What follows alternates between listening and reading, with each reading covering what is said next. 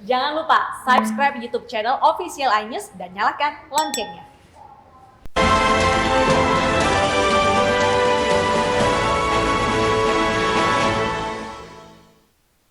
Berbagai cara dilakukan membangunkan warga untuk sahur pada bulan suci Ramadan. Ya, namun cara yang satu ini diprotes warga hingga berujung pada pelaporan polisi karena membangunkan sahur dengan berjoget erotis di atas mobil pickup.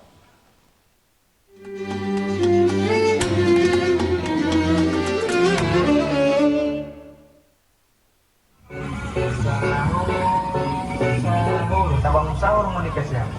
Mau dikiranya gagal di lagu? Membangunkan warga untuk sahur di bulan suci Ramadan merupakan tradisi di berbagai daerah. Namun, jika caranya seperti ini, bagaimana?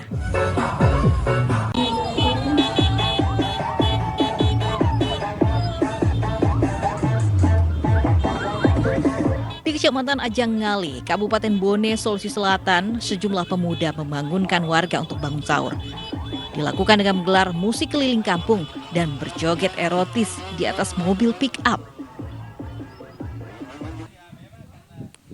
Akibat aksi goyangan mereka, kelima pemuda ini dipanggil ke Polsek Ajangngali untuk diberikan pembinaan. Bahkan, kelimanya sudah melakukan permintaan maaf kepada seluruh masyarakat, khususnya warga di Kecamatan Ajangngali. Ini sengaja atau bagaimana ya? Ya dia lakukan sudah 2 malam ya, 2 malam. Yang viral itu malam terakhir. Nah, kita sudah panggil orang tuanya, kemudian yang bersangkutan kita lakukan pembinaan. Kini para pelaku sudah diperbolehkan pulang ke rumah masing-masing setelah mereka meminta maaf kepada halayak untuk tidak mengulangi perbuatannya kembali. Dari Kabupaten Bone, Sulawesi Selatan, Bulan Sri Indramaya, iNews melaporkan. Ya, pemirsa, razia warung makan di Kota Serang, Banten yang buka di siang hari viral di media sosial. Pemilik warung memohon agar penanak nasinya tidak dibawa petugas Satpol PP.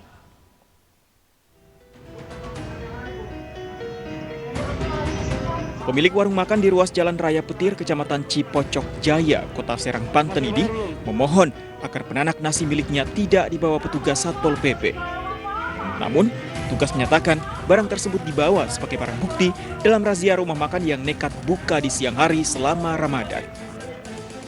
Sementara beberapa pelanggan yang tengah menikmati makanannya berhenti makan saat petugas datang. Itu nasi doang. Setelah mau cikong, Tapi bilangnya mau diambil apa diambil lah. sudah ambil? Ya diambil, masa nggak diambil? Mau cikong gede kan itu mahal. 50 sejuta. Kalian sempat banyak yang makan di sini gitu. Ya paling dua doang. Dua orang. Iya paling 2 orang doang. Tadi 2 orang. Kan? Pemerintah Kota Serang melarang restoran dan rumah makan berjualan pada siang hari di bulan Ramadan. Sanksi bagi yang melanggar adalah 3 bulan kurungan dan denda 50 juta rupiah. Dari Serang, Banten, Maes Apriandi, iNews melaporkan. Dan pemirsa, untuk informasi lebih lengkap terkait ini dengan larangan rumah makan atau warteg buka di siang hari di Serang, kita bergabung dengan Kasih Dalops Satpol PP Kota Serang, Banten, ada Pak Awaludin. Selamat siang Pak Awaludin. Pak Awaludin, sebenarnya aturannya seperti apa di Serang ini? Apakah benar-benar tidak boleh buka sama sekali atau boleh buka misalnya setengah hari atau boleh buka ketika pembeli hanya boleh membawa pulang atau bagaimana aturan sebenarnya Pak? Ya, selamat siang. Aturan yang kami terapkan itu sebelum kita meng-sweeping rumah-rumah makan dan KP-KP di Kota Serang, terkait perdanya kita sudah persiapkan, itu nomor 2 tahun 2010. Nah itu, jadi yang aturan terbaru itu himbauan dari pemerintah Kota Serang itu bukanya jam 16.00 sampai dengan menjelang maghrib selanjutnya. Aturan ini tuh dari mana Pak? Apakah memang dari Pemkot resmi?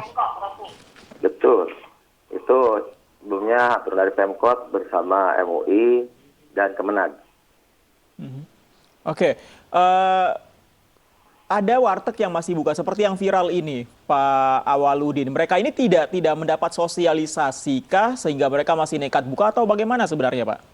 Sebelumnya kami 1 minggu sebelumnya sudah memberikan himbauan terkait larangan buka di siang hari, Pak. Mhm. Kalau ketika ditemukan seperti itu, sanksi yang diberikan apa Pak sebenarnya? Karena kalau kita lihat yang viral ini ada alat-alat seperti penanak nasi yang dibawa petugas. Apakah memang seperti itu aturannya atau bagaimana? Kalau aturannya untuk sweeping yang para tangan itu ya mungkin kita bawa perangkat masaknya untuk dimintai keterangan dan setelah itu sore harinya kita kembalikan kepada yang bersangkutan. Baik, artinya memang barang-barang sitaan ini sudah dikembalikan kembali ya Pak kepada pemiliknya? Sudah dikembalikan kembali. Namun ada salah satu yang belum karena tidak datang ke kantor gitu. Kalau ada informasi juga ada pemberian sanksi denda Pak. Pemberian sanksi denda itu akan dikenakan dalam kondisi seperti apa Pak Awaludin? Untuk denda sendiri kan itu adanya di Perda. Namun kita kan sebelum ke atas sana itu kan ada namanya himbauan, ada teguran 1, 2, dan 3. Selanjutnya mungkin yang berbicara nanti penyidik pegawai negeri sipil untuk memanggil berkaitan dengan dilihat dari pasal-pasal yang ada di Perda nomor 2 tahun 2010. Baik, oke Pak Awaludin kita tahan dulu karena kita ada informasi lainnya. Pemirsa, 10 juta bahan baku vaksin COVID-19 produksi Sinovac tiba di tanah air. Ya, ini merupakan pengiriman tahap ke-8 dari total 140 juta dosis vaksin untuk Indonesia. Dan kita ikuti konferensi pers Menteri Kesehatan Budi Gunadi Sadikin berikut ini. Kita harapkan program vaksinasi untuk seluruh daerah, seluruh provinsi, seluruh kabupaten, kota madya bisa terus berjalan untuk bulan April dan Mei dengan lancar dan juga dengan baik. Pesan saya kepada seluruh teman-teman di daerah, kepala daerah, gubernur, bupati, dan wali kota, terus jalankan program vaksinasi. MUI sudah bilang bahwa selama bulan puasa, vaksinasi tidak membatalkan puasa, jadi terus dijalankan. Kedua, penting juga diingat bahwa pada saat Ramadan nanti, kemungkinan bahwa banyak keluarga yang ingin bertemu orang tuanya sangat tinggi. Jadi tolong dipastikan dalam sebulan ini prioritas diberikan vaksinasi kepada para lansia. Sehingga mereka, senior-senior kita ini bisa kita lindungi. Kalau nanti dikunjungi oleh keluarganya, mereka sudah relatif imunitasnya lebih baik. Dan yang ketiga yang saya titip pesan ini untuk seluruh media, seluruh kepala daerah, gubernur, bupati, dan wali kota, kita melihat ada kenaikan lonjakan ketiga atau third wave yang tinggi di negara-negara di Eropa, di negara-negara Asia khususnya India, Filipina juga, di Papua New Guinea juga, dan juga di negara Amerika Selatan seperti Chili dan Brazil. Perlu saya ingatkan di sini teman-teman, bahwa jangan sampai program vaksinasi ini membuat kita tidak waspada.